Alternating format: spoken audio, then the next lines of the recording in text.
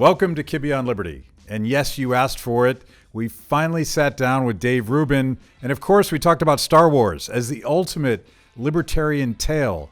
And we also talked about social justice warriors. And I tried to talk him off the ledge about why the future is going to be awesome. Check it out.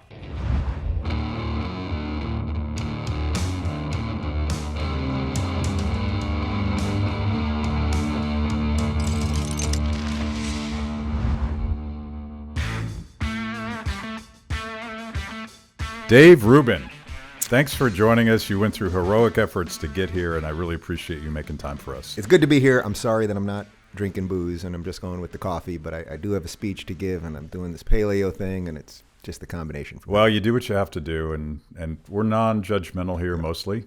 I will drink after you talk. Yeah. But before, so I'm 50-50 on that. So you don't believe in drunk speeches and just see what's going to happen? Not really. You know, twice in my stand-up years, I went on stage stoned, and both times were absolutely horrible. Yeah, horrible. There must have been a couple drunk times, or not drunk like stupid drunk, but like buzz times. Yeah, no. I'd rather have just whatever wits I still have about me. I'd rather keep them. It was a completely silent set, right? And it was just terrible. Actually, the one that I really remember, the stone time, was the night that. Do you remember? This must be about 99 or so, when JFK Jr. Remember when he was missing before they found the plane crashed? There was about a 24-hour window where they didn't know where he was, and I don't know what I was thinking. I smoked a joint backstage with some comedians, and I walked on stage, and I said they found JFK Jr. He's alive, and the crowd went crazy. And then I didn't even have a joke. I was just like, "Oh no, I'm just kidding," and I just bombed. I mean, it was terrible. So. Well, you apparently got out alive, because I could see where that could go horribly. Yeah. I did make it out alive. Yeah. So big news today. Yes. Palpatine. I'm very excited. The Emperor. Yeah. And you are I'm glad we're starting here. Bona fide Star Wars dork. Yes. You can come out and be honest about Nerd, it here. geek, loser. Yeah. What's the deal? Like, what's your read on this? Well, I've been tweeting lately that I think as the years go by that the prequels are going to be looked back at more and more fondly, because if you can actually remove the bad acting, and you have to remove that, the acting is pretty much terrible except for Palpatine. I would say the rest of the acting is pretty awful. You can remove that, and you can remove the really stiff dialogue. I mean, George Lucas, unfortunately, you know, I love the guy, and it's sort of unfortunate that we all have these weird attachments to him now, because some of this has gone a little haywire, but he can't really write really good romantic dialogue. He could write like crisp popping things originally with Han Solo and Leia. Like that was like real, like it wasn't romantic. It was like, you know, it was sort of dirty, and you didn't know exactly what was happening, and it was fun more than anything else. But if you can remove the bad acting and the bad dialogue, the story of the prequels, and Jar Jar Binks, and well, naturally, I felt I didn't even have to. We can do that. I felt I didn't even have to say it. The technology is there. We could do that, and we probably should do that. And do you know that there's a deleted scene from Phantom Menace? If you get the DVD or whatever, that the DVD. What year is this? Or whatever people do to watch things now. One of the deleted scenes is that they were going to kill Jar Jar at the beginning of Phantom Menace. Did you know that? When they get out of the water, when they're coming up, I would have paid to see that. Yeah. So there's a scene that was never fully finished, where right as Obi-Wan and Qui-Gon Jinn get out of the little ship that they were in when they were getting up to Naboo, that he's still in the ship and it goes over a waterfall, and that was going to be it. And whatever, it didn't happen.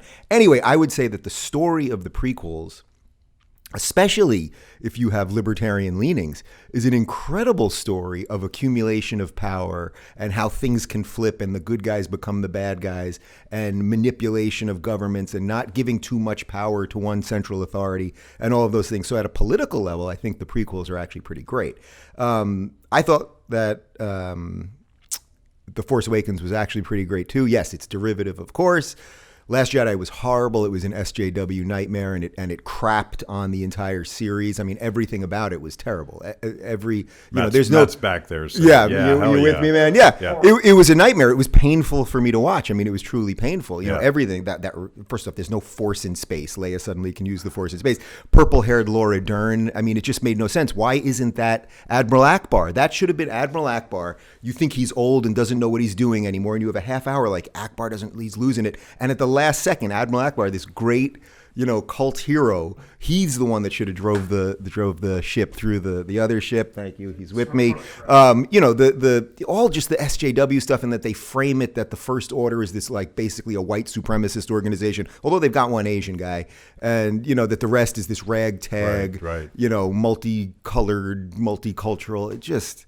It was so pandering, and who the hell is Snoke? I think now we're going to find out. So I'm very happy about the Palpatine laugh, and it would make sense because you could throw it back to Darth Plagueis, the story of Darth Plagueis that Palpatine tells Anakin in Revenge of the Sith. And I would much rather continue talking about this than anything else that we're going to bring up for the next 45 minutes. So Matt, and I could do far more on that. Yeah. So Battaglia wants to take my spot. Yeah. Right now. You want to jump in here? All right, I'll get drinks with him later. We'll talk about this. But I do think, I will say one other thing. I actually do think that JJ, if anyone can save this thing, if anyone can tie this thing up and get it right and cares about the original story and all of those things, JJ's the guy to do it. So I have faith, so to speak, that we need to fix it. We need to tell our Trump friends that this horrible saga all started with a trade war. Yeah, and I'm a little concerned about that because I don't know what that makes China in this analogy, but it may not be a good thing for the United States. Yeah, but isn't that actually kind of cool from a libertarian perspective? That I don't know George Lucas's politics per se, but he really wrote an incredible story about accumulation of power, and that how once that power has been centralized, what do? You just shut off the droid army, and now the clones who were supposed to be the good guys are the bad guys. I mean, that is an incredible metaphor for, I think, probably most of the things that we believe in. And it's unfortunate that through some stiff dialogue and some bad acting, that gets kind of lost. But as I said, I do think as the years go by, there will be an attachment to those things. And you got to get over the pod race and, and Jar Jar and a couple other things. But the story itself, it's got the right beats, I think. Yeah. And like this Star Wars, but there's all sorts of science fiction genre stuff that all has a very libertarian, anti-authoritarian theme. My gateway to this stuff was reading the liner notes on a Rush album, which was am I allowed to say this anymore? Matt gets mad because I repeat myself. But it's a science fiction story about this authoritarian priests who impose a top-down, one-size-fits-all vision on society. Yeah. And it's sort of ripped off from Ayn Rand, but... Well, I'm sure I'm not telling you anything that you don't know, but I mean, Ghostbusters is the greatest libertarian story of all time. Who's the bad guy in Ghostbusters? It's the government regulator. It's not the ghosts. The ghosts are just doing their thing. EPA or something? Yeah, it's the EPA guy who comes in there, has no right to come in there, and what does he do? He forces them to shut down their thing because they don't have the code that he wants them to have. And next thing you know, the Marshmallow Man's taken out New York City. I mean, that's a great libertarian story, but most dystopian movies, and I love sci-fi. I mean, everything from, Total Recall and Contact and 2001. I mean, most of them are about governments that get out of control. Right. And what are we always talking about? Limiting government power. So there's a definite connection. If you're liberty-minded, and you've got a little bit of imagination, which I think most libertarians do, which is sort of why they care about liberty, because you think about the future. There's sci-fi is like a natural. The Venn diagram between Star Wars dorks and libertarian dorks must be. It's probably. It must be like a full eclipse or something. I would be happy to do some research. We got to run the data on this. Yeah. But that's a beautiful thing. I mean, look, how do you mentioned Ayn Rand. I mean, how do you get ideas across? It's not just that we can sit here all day and talk about liberty and freedom and rehash the Constitution. It's that you also need art to help get these ideas out there. So.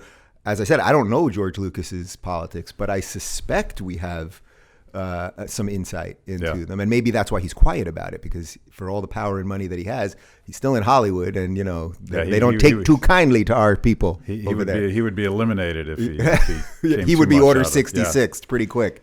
But you talked about art, and of course Ayn Rand was a novelist, and movies and culture. And generally, I feel like the left is better than we are at some of this stuff. Not much longer. Yeah. Not much longer. I do see that shifting. I mean, look, Hollywood is pretty much drying up. The only thing Hollywood can do right now is make superhero movies, which after Endgame, the next Avengers comes out, they're pretty much done. Yeah, like they're going to spin off a couple more, and Spider-Man will keep going, and they'll figure out how to give us a new Iron Man or whatever, as the other actors get out of it. But there's not a lot of great original stuff coming out of Hollywood anymore. Yeah, it's all recycled. Comedy, it's all recycled. And these are stories. It's not just that they're recycled. I mean, they've told these stories for decades now, and most of these stories came out of Stan Lee's mind 50 years ago. Yep. You know what I mean? So Hollywood is drying up, and I think it's not a coincidence that the more that the social justice monster, it's really the only way I can describe it, the more that the social justice monster infiltrates Hollywood, infiltrates all places of creativity, it's why comedy is not great anymore. I mean, It's a total buzzkill. Like, Yeah. how do you tell a joke if someone you got to might look get over, offended? yeah, you got to look over your shoulder and go, oh, I offended that woman or that guy or that guy or woman. I can't even, not sure what I can say. It's like, it really has. So there are some comics that are doing good stuff. I would put Joe Rogan at the top of the list. Yeah. But I'm doing stand up again. I'm selling out all these clubs, and I just mess around with the crowd the whole time. And I do this fun oppression Olympics thing where I get everybody to yell out their oppressions, and someone will yell out that they got a limp, and somebody is blind in one eye, and we kind of have them fight it out.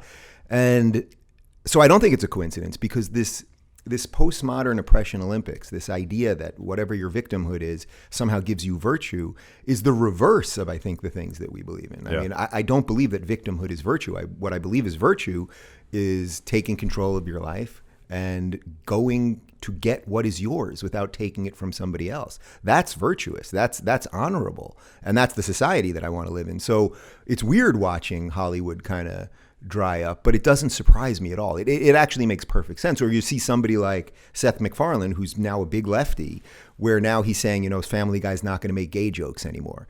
It's like, well, for 20 years, every joke about Stewie is a gay joke. Now they make jokes about everybody, right? They make jokes about black people and gays and Jews and Muslims and everybody. And that's the way it should be. That's what actually helps the tapestry of a country, or specifically this country, America.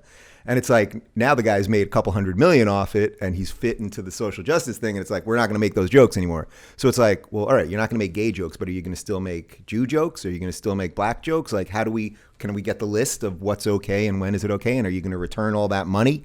Or even the Simpsons that were. I miss Apu. Yeah. It's like Apu, Apu. Yeah. The hardest working guy in the Simpsons, who was an immigrant. I mean, I don't have to tell you, I'm sure the Who Needs the Quickie Mart episode, he teaches Homer why he shouldn't be racist, in effect, and why Right. he should be pro-immigration.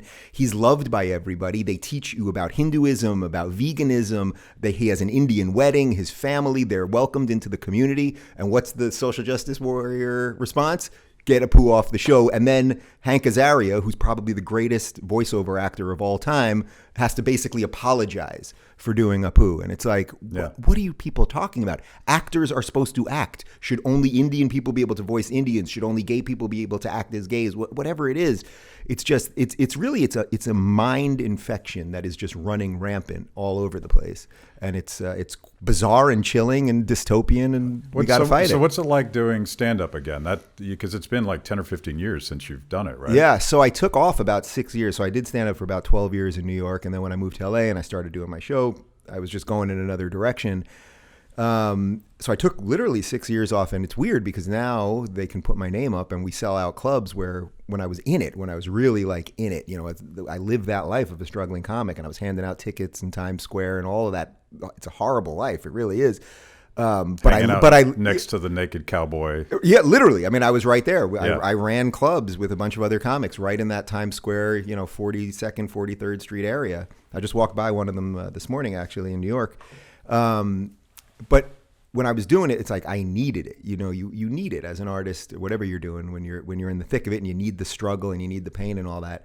And it's weird because now I'm just having a ball doing stand-up. I mean, as I said, I just crack a couple jokes, but really I get up there and I do some of this SJW stuff, and I kind of talk about what's in the news, but I just have fun with the crowd. I really just have fun. It's not a normal stand-up show by any stretch, which I'm fine with. And I'm just doing it. I'm truly just doing it because I enjoy it now. Well, it's probably part of this. I call it almost a counterculture because there's the art part of it, but there's also the community part of it. One of my missions in life is to take back some of these very precious words and concepts, and the thing about Star Wars dorks, the thing about Here Young Americans for Liberty, there's something valuable about getting together and realizing you're not the only person that's thinking like this and wanting to do this sort of stuff.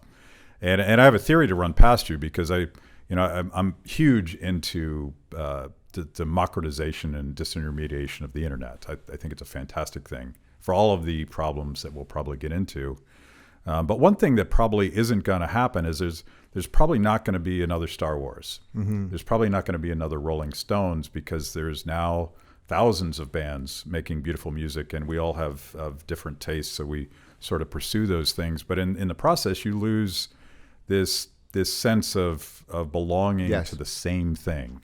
Like, we all know the same Stone songs. Yeah. We all know the basic narrative of Star Wars, and we might lose that. And so I think people are looking for that sense of community, which is why they go see Jordan Peterson in Philadelphia or something like that. I think it's a great point on a couple of fronts. We're losing basically communal spaces that aren't political. Yeah. We, basically after Game of Thrones is done, within the next 6 months or so, and after the last Star Wars comes out, and there might be a couple other things, we're running out of things that we can all sort of talk about and come together about, because everything has become political. I've talked about this with Ben Shapiro a lot, that if we don't have any public spaces to to just be people and common things, it's a really interesting point for a libertarian, because it's like, we want as much competition out there, we want as many voices out there and all of those things, but there is some risk in that, especially as technology advances and we're all walking around with a phone and we can all cater our information and our entertainment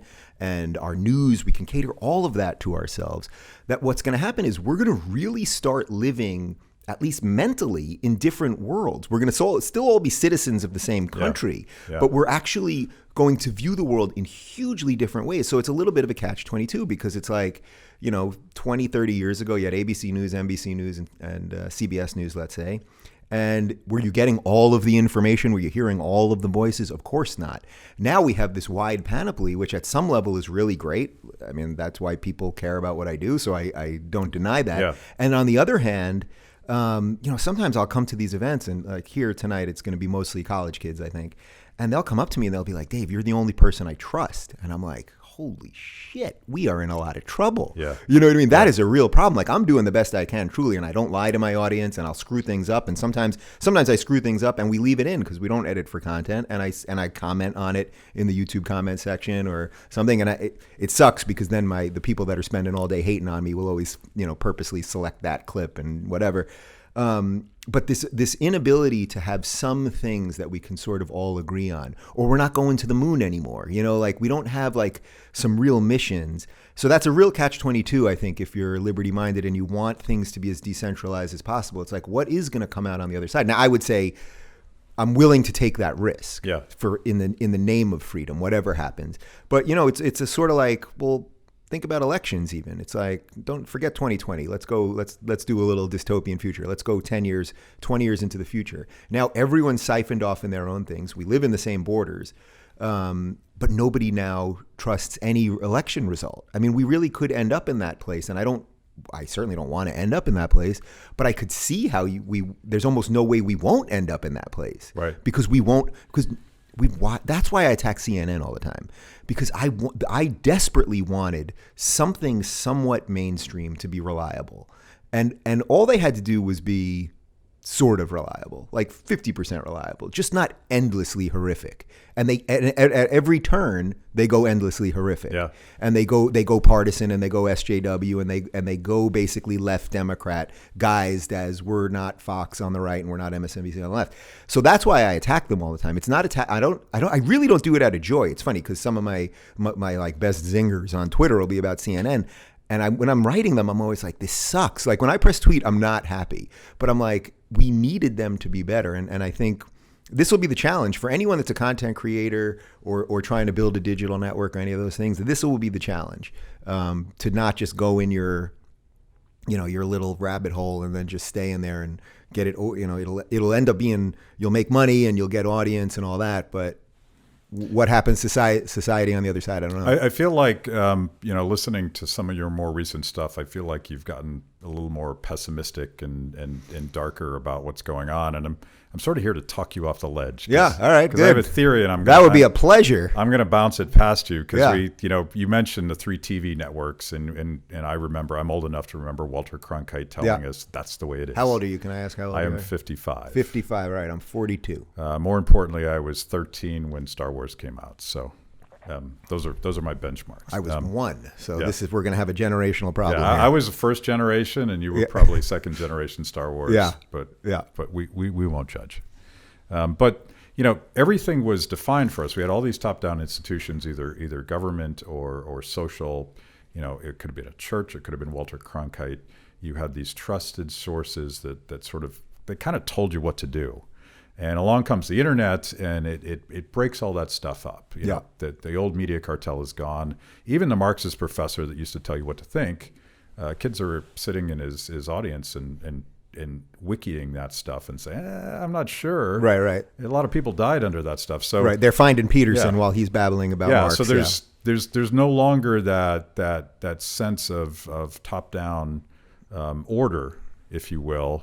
And in the process, we had this sort of romantic view of what the internet was going to do, but now it's become kind of dystopian, and everyone's being divided in silos and all that stuff. But I think we're in the middle of a paradigm shift, and I think the snapshot of all the ugly stuff is going on now is leading to something that is going to absolutely be more democratized, absolutely be more libertarian.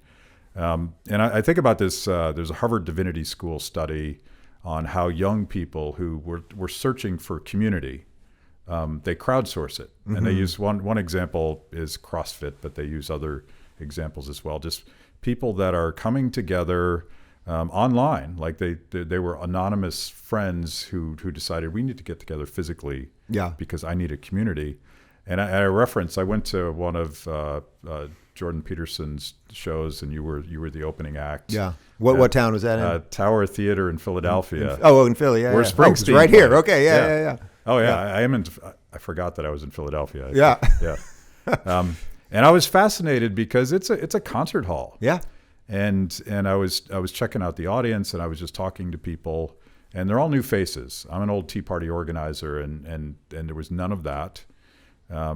There was a lot more women than your left-wing critics would say. Yep. And what's fascinating, like Jordan Peterson is a really smart guy, but he's not a performer in the sense that there's applause lines. No, he always steps on applause lines. I always tell him, because sometimes he's accidentally funny. Yeah. And I'll go, Jordan, I never give him advice. Like, who am I to give him advice? But the only thing I'll say is, Jordan, sometimes you're getting a huge laugh, but because you're not a comic, you just plow right through your laugh. I'm like, just sit in it. Enjoy it a little bit. But, he's not up there for laughs, obviously. But they're together, and they're together to listen to a guy that's talking about ideas. He's not pandering to them. If anything, he's delivering a little bit of tough love. And to me, that's where this revolution is going. And it's not necessarily defined by a particular set of ideas, but the spirit is very libertarian, because people are curating their own community the same way they'd curate their own music in a way that I couldn't have when I was a kid. So I don't remember that night in Philly. Was that the show that Candace Owens went on stage? Yeah. So normally when I do the show in the 100+ shows that we did last year, I don't know if I did it this specific night because Candace came on, so I was running a little low on time. There was a tweet that someone sent the first night that we started the tour, which was in Toronto, which is Jordan's adopted hometown, where he's a professor, and he still lives in Toronto. And in effect, the tweet, it was a guy, he took a selfie basically with him and his girlfriend, and he said something like, in my day-to-day life, I act like a secret agent and never mention Jordan Peterson or Dave Rubin, but here I am around several thousand people, and I can't believe it. Something like that. Yeah. And I read it, I think, at virtually every show. And the reason I read it is because of exactly what you just said. It is incredible to me. So you're right. I would say there's a part of me that's sort of depressed about what's going on here. It's very weird. And I would say it's not depressed exactly. I describe myself as a world-weary optimist. It's just I'm an optimist at heart because I believe in the human spirit. I believe in human ingenuity, and I believe that if we fight for what we believe in, that we can make the world better and we can be better and all of those things. But this is we're in a really odd time for the reasons that you just laid out. But what I realized, and the reason that I read that tweet, is that, most people, they listen to your podcast or they watch Jordan on YouTube or they listen to my show. Everyone's doing it on their phone and it's a solo experience, pretty much. You know what I mean? Like you're pretty much watching, you're on the subway like this, or you're listening, and you could be on a subway in New York City with 300 people, everyone from every walk of life in the history of man is on that car. You have no idea if your headphones came out and it started playing, if everyone would think you were a Nazi. Like you just don't know. And that's why I read that tweet, because I want to take a moment. I make a point of it. It's like, take a moment, guys, look around this room. There are more women than you think. There are more colors of people. Not that I care about that diversity, but just to flip the script on what people say about Jordan. And so that community, I'm extremely hopeful for. I mean, look, we just did 120 stops or so in something like 20 countries. And think how incredible it is that the people in, say, Sweden, the socialist haven of Sweden, that all the lefty, Bernie always says we could be more like Sweden. So like, guess what? I met a lot of people in Sweden who were very concerned about freedom and liberty. Actually, the 2 shows in Sweden sold out in under 2 minutes. Yeah. Under 2 minutes, 2 shows in Sweden to listen to a clinical psychologist from Toronto talk about cleaning up your room. I mean, really think about that. That's incredible. There were so many people at my meet and greet after that I stopped it in the middle and I said, where's a bar? Let's all go to a bar. And about 200 people, we took over a bar. And it was like, the fact that people in Sweden are thinking the same things as the people in Toronto, which is the same things as the people in Philadelphia, and it's the same things as the people in Texas, that's pretty freaking incredible. So at that level, I'm very enthused. I would say the part of me that's not enthused is just that the fact that I really did predict all of this with the left. Every day I wake up and I'm like, yeah, this is exactly what I said was going to happen. You can't call everybody Hitler and then expect that things are going to get better. And you can't keep running around saying Trump is Hitler, because you paint yourself into this intellectual corner where then if he lowers taxes and he loosens regulation and we don't go to wars and maybe we're going to make peace with North Korea and whatever else, it's like, well, you just said he's Hitler. So you're not going to be like, Hitler actually had a couple policy positions that were pretty good. So they've really decimated the intellectual side of the left. And so it's not depressed. I'm just sort of sad about that. But what I will say that is inspiring is this. I mean, now I come to these libertarian events and these events where there's conservatives or classical liberals or whatever you want to call it. And there's a really wide, rich, fertile ground for ideas happening on what I would say is the center right. So to that point, I'm totally with you. I think something very cool is happening. And we just have to figure out what does it really become? Is this really that the libertarians are going to really have a functional party? Perhaps. Is this maybe that, and I think this is probably a better version, is that the libertarians can really, because young people are now into the ideas of liberty, which is really cool, can we maybe shift the conservatives in some places where they've maybe been a little too religious, let's say, on some social stuff, get out of people's bedrooms with marriage and weed and a bunch of other stuff, and can we make conservatives a little more libertarian-minded, which is what they should be if you're really for small government. I think that's a rich place, but maybe there will be a great libertarian party. I mean, I think so all of it's up in the air. So to that end, I'm actually quite enthused. But all this stuff, like I think one of our problems as sort of professional opinion makers is that we spend too much time on Twitter. Yeah. So you spend too much time as human beings, seeing what trolls say, and I don't think normal people are subjected to that weirdness, but. I'm agnostic about parties. I don't know what the vehicle is. I've spent most of my career actually trying to make the Republican Party more libertarian, so some of my libertarian friends don't trust me exactly. Yeah. So I'm sort of there now. Do you think that that's wide-eyed of me? Because that isn't my home. That isn't my party. It's just where I now see intellectual rigor. So I do sense that. I mean, I've seen it because, I do a lot of speaking for Turning Point and some other conservative events, and I go up there and I give them a lot of my lefty cred. And not only are they willing to hear it, but they keep inviting me back. And I sometimes I'll poll. I might do it tonight, although here we're at a libertarian conference, so it won't really make sense. But I'll poll. How many of you are conservative? How many of you are libertarian? How many of you are classical liberals? And when I do it at conservative events, libertarians always applaud the most. Yeah. Now that may just be because libertarians generally are more fun or happier or whatever, or something, they're stoned, whatever it is, Yeah. But like. So I'm very interested in the place that you're coming from, because I really think it's something, and I would be a little leery right now. Like if I saw like a true if the Libertarian Party really cleaned itself up and had a better candidate than Gary Johnson, who's an extremely nice guy but a horrible candidate, and was just unfortunately, I mean, I've had him on my show. He was a super nice guy. I would love to hang out with him and we go skiing or whatever he wants to do. But he couldn't express basic ideas of libertarianism effectively. You know, the cake thing. It's like, no, dude, you missed the point on that one. That's like a basic one.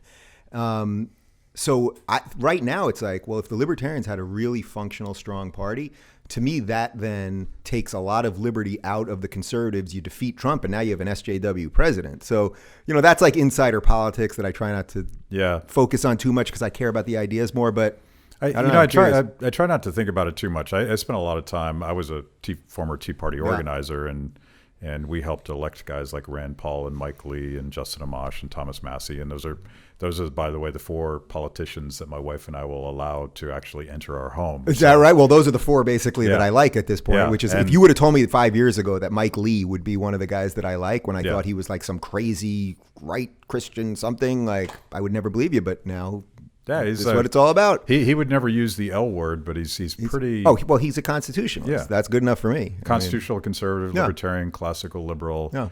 I don't really care how people identify. It's the values. But I'm going in the opposite direction because I'm trying to go upstream of politics and get into the culture and be sort of agnostic about political structures. I'd love to see a third party succeed. Yeah. I kind of hate the 2-party duopoly on principle and oh, by the way, $22 trillion in debt is something that I'm not super jazzed about. Yeah. And that's a bipartisan thing. Well, yeah, that ain't going to be fixed by either of these 2 parties. No, I can tell you that. No, and so it's got to be some sort of awakening.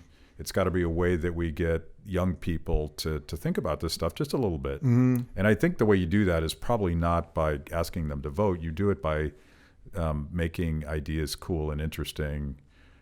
Through movies and also like this counter revolution where they're going on YouTube and they're listening to what's your longest podcast, like 3 freaking hours? Yeah, we've done some that are pushing on 3 hours. It's amazing that young people will sort of curate that information and go do it for themselves. And you know what's funny is the truth is people always say to me, because I guess I was sort of one of the first ones that started bringing the long form interview back. They always say, well, why did you see this coming, that people were going to want more content because everybody was going to Snapchat and Vine?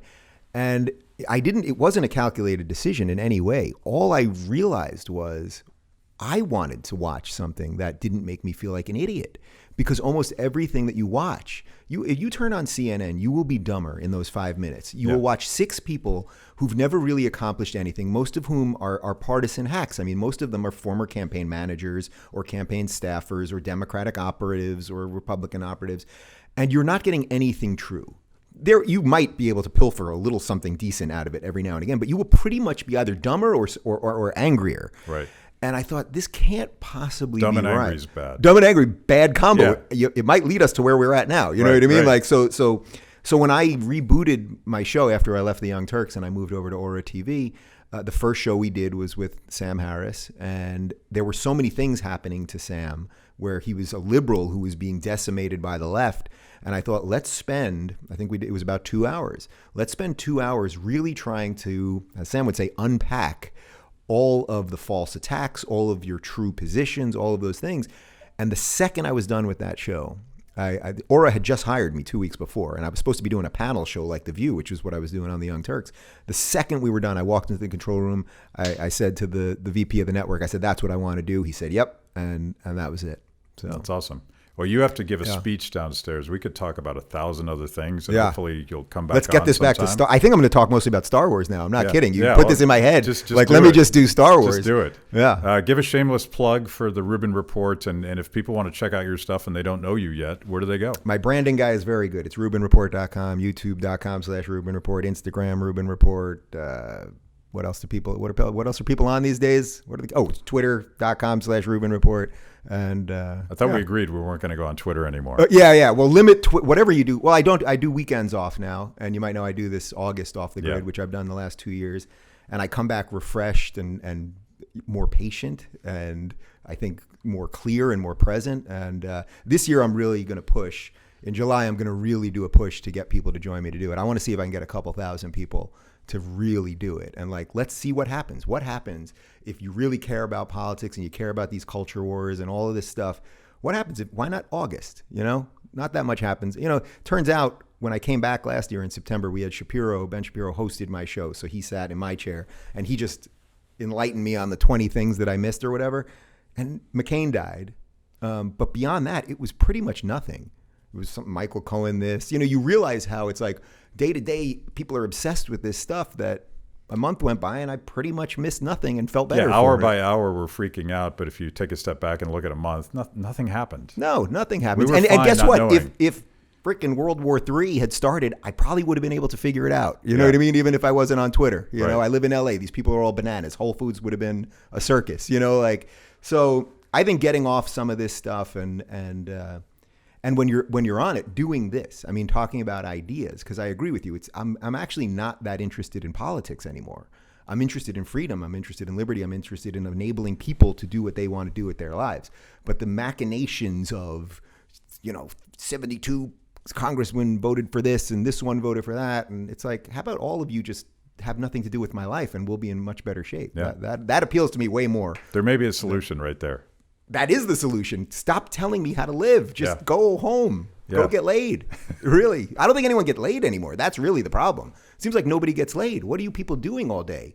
Tweeting about everything all day long. Is anyone getting laid? We now have a title for this program. Thank you so much. Yeah, my pleasure. Thanks. Yeah.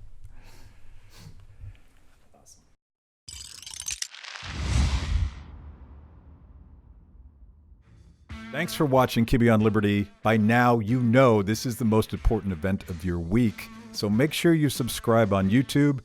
Click the little bell so you get notifications. Kibbe on Liberty, mostly honest conversations with mostly interesting people.